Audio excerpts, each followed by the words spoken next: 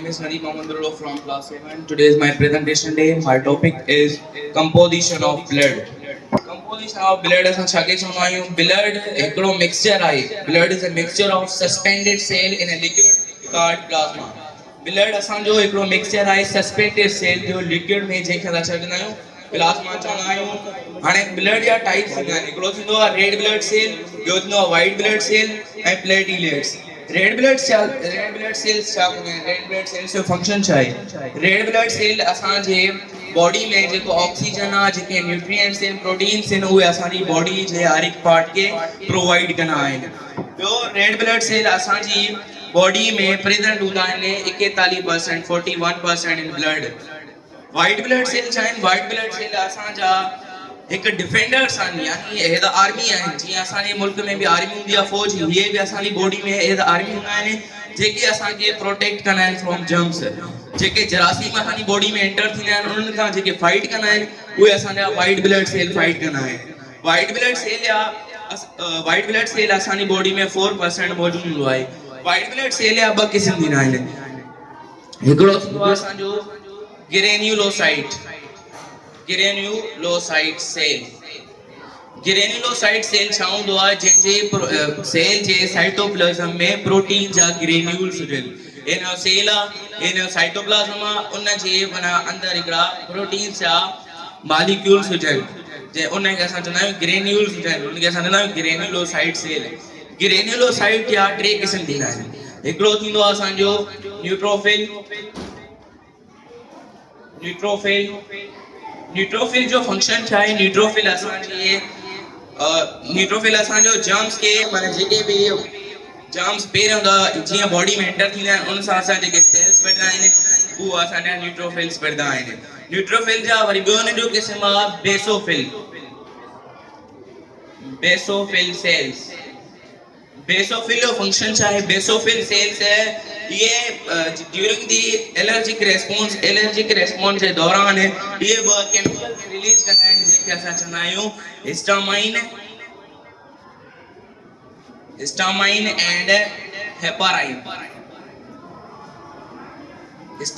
हेपाराइन। इहो असांजो allergic response जे during में असांजो ये ब केमिकल्स रिलीज कंदो आहे। हिकिड़ो हूंदो आहे हिस्टामाइन, ॿियो हूंदो आहे असांजो हेपाराइन। ऐं टियों जो जेको टाइप आहे, उहो असां चवंदा आहियूं इओज़नोफिल असांजो, इहो बि असांजो एलर्जिक रेस्पॉन्स में इन्वॉल्व हूंदो आहे, यानी जंहिं महिल बि एलर्जिक रेस्पॉन्स असांजी बॉडी में, हे बि हुन में इन्वॉल्व थींदो आहे, गॾिजी वेंदो आहे। ऐं ॿियो हिन WBC जो टाइप आहे असांजो ए ग्रेन्युलोसाइट या वरी नॉन ग्रेन्युलोसाइट। ए ग्रेन्युलोसाइट या नॉन ग्रेन्युलोसाइट। ए ग्रेन्युलोसाइट छा हूंदो आहे? ए ग्रेन्युलोसाइट जंहिंजे सेल जे साइटोप्लाज़म में ग्रेन्यूल्स न हुजनि, प्रोटीन जा ग्रेन्यूल्स न हुजनि, उनखे असां चवंदा आहियूं ए ग्रेन्युलोसाइट। ए ग्रेन्युलोसाइट जा टे असां वटि क़िस्म थींदा आहिनि, हिकिड़ो थींदो आहे B lymphocyte cell. B lymphocyte cell छा हूंदो आहे? इहो असांजा जंहिं महिल असांजी बॉडी में जर्म्स ईंदा आहिनि, इहो हिकु प्रोसेस फेगोसाइटोसिस प्रोसेस जे ज़रिए उन्हनि खे किल कंदो आहे, उन्हनि खे इंगल्फ कंदो आहे, उभिरे छॾींदो आहे। उन खां पोइ आहे टी लिम्फोसाइट सेल। न बी लिम्फोसाइट असांजो एंटीबॉडीज़ प्रोड्यूस कंदो आहे। एंटीबॉडीज़ छा आहिनि? एंटीबॉडीज़ असांजी बॉडी में प्रोटीन्स जा मॉलिक्यूल्स आहिनि, जेके असांजे जर्म्स खे किल कंदा आहिनि ऐं उन्हनि खे इंगल्फ बि कंदा आहिनि। पोइ असांजा टी लिम्फोसाइट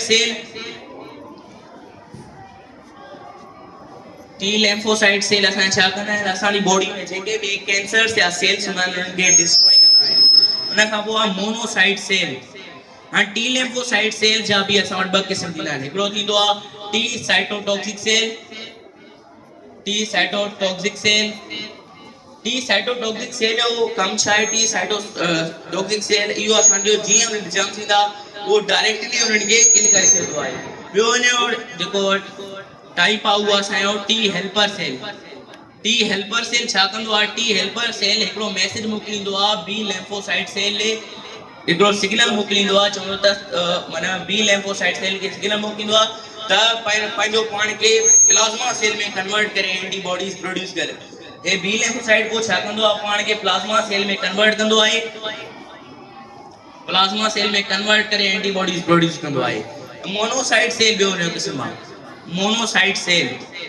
मोनोसाइट सेल असांजा उहे सेल्स हूंदा आहिनि जेके असांजी बॉडी में जर्म्स खे किल कंदा आहिनि, उनखे इंगल्फ करे फेगोसाइटोसिस प्रोसेस जे ज़रिए।